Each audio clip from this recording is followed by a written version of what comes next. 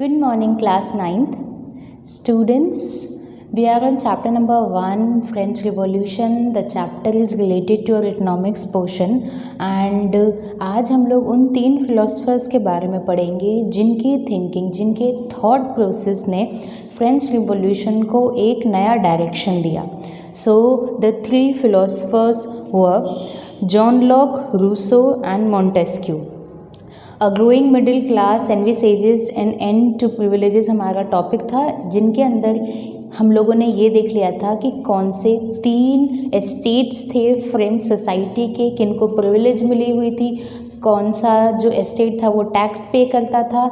इस वजह से रिवोल्ट हुआ एंड रिवोल्ट का ये नतीजा निकला कि थर्ड एस्टेट के ही कुछ मेंबर्स कह सकते हैं अमीर हो गए और वो लोग एजुकेटेड हुए. उन्हें अपने लॉज के बारे में पता चला. उन्होंने ये कहा कि सभी लोग इक्वल हैं, बर्थ के बेसिस पे किसी को प्रिविलेजेस नहीं मिलनी चाहिए थी. अब उन्हीं की बात को कैरी फॉरवर्ड कर रहे हैं ये 3 फिलोसफर्स.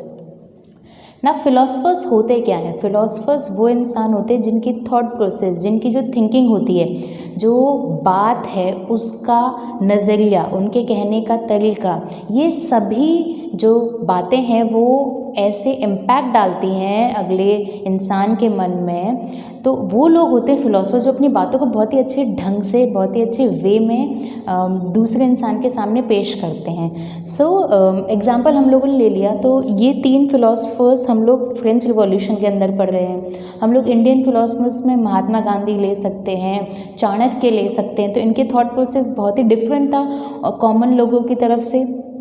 सो फिलोसफर्स हम लोग सबसे पहले देखेंगे John Locke. So John Locke की एक बुक थी 2 treatise of government and in book के अंदर उन्होंने क्या कहा, he refuse the doctrine of divine and absolute right of monarch.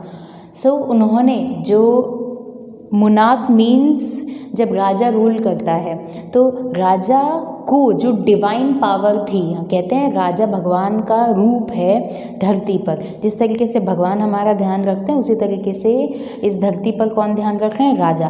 But राजा जब अपने आप को ही भगवान समझने लगे, वहाँ बात क्या हो जाती है, एक तरीके से मानने से इनकार कर दिया जाएगा भगवान को, क्योंकि डिवाइन पावर, एब्सोल्यूट राइट, सारे के सारे राइट्स हमने किसको दे दिए? राजा को दे दिए. तो एक तरीके से वो तानाशाह बनने लग जाता है. तो in John Locke book 2 treatise of government उन्होंने पूरी तरीके से राजा की इस शक्ति को, कि सारी पावर्स उसके अंदर हैं, वो जो कहेगा वही होगा, अगर वो गलत कह रहा है तो यहाँ पर बात है, तो ये डिवाइन पावर और एब्सोल्यूट राइट को उन्होंने पूरी तरीके से डिनाई कर दिया था. ना Rousseau proposing a form of government based on social contract between people and their representatives. ना रूसो की थिंकिंग, रूसो के थॉट्स ये थे कि एक ऐसी गवर्नमेंट की फॉर्मेशन करनी चाहिए जो कि इक्वल हो, जो कि लोगों और जो हमारी गवर्नमेंट बन रही है उनके रिप्रेजेंटेटिव्स हैं उनके बीच में कॉन्ट्रैक्ट होना चाहिए. ऐसा नहीं है कि इनइक्वालिटी हो रही है, सभी के साथ इक्वालिटी के साथ जो हमारी गवर्नमेंट बन रही है वो बने. फॉर्म ऑफ गवर्नमेंट ऐसी होनी चाहिए जो कि इक्वालिटी के साथ बने, जिसमें सभी लोगों की राय हो, किसी एक कम्युनिटी को प्रिविलेज नहीं मिले. तो proposing a form of government based on social contract between, किसके बीच में सामंजस्य होना चाहिए? लोगों के बीच में और रिप्रेजेंटेटिव्स के बीच में. इन दोनों के बीच में कोई गैप नहीं होना चाहिए. दोनों की बातों को समान, दोनों की बातों को इक्वल वेटेज मिले, कोई एक पावर में नहीं हो, किसी एक को दबाया नहीं जाए. तो यहाँ पर रूसो के अकॉर्डिंग सोशल कॉन्ट्रैक्ट होना चाहिए, इक्वालिटी होनी चाहिए दोनों ही लोगों के बीच में. कौन से 2 लोग? People, common people like us and representatives. Now Montesquieu, the book of Montesquieu is the spirit of laws. यहाँ पर 2 पॉइंट्स हैं. फर्स्ट बुक है 2 treatises of government which was written by John Locke and the second book is the spirit of laws which was written by Montesquieu. Now Montesquieu क्या बोलते हैं? He propose a division of power. उनके according जो power है, जो सत्ता है जिसे हम बोलेंगे, उसका डिवीज़न होना चाहिए with in the government between the legislative, the executive and judiciary, जो कि हमारी करंट गवर्नमेंट में भी है, जो कि मोंटेस्क्यू ने उस टाइम पर ही कह दिया था कि जो पावर है उसको डिवाइड होना चाहिए। किसी एक के हाथ में होगी तो वो क्या बन जाएगा, तानाशाह बन जाएगा। वो अपने आप को डिवाइन एंड एब्सोल्यूट राइट्स, सारे राइट्स उसके अंदर आ जाएंगे। तो यहाँ पर क्या बोला गया है, legislative, executive and judiciary parts में जो पावर है उसको डिवाइड करना चाहिए। लेजिस्लेटिव मीन्स जिनके पास पावर होती है कानून, लॉज को बनाने की।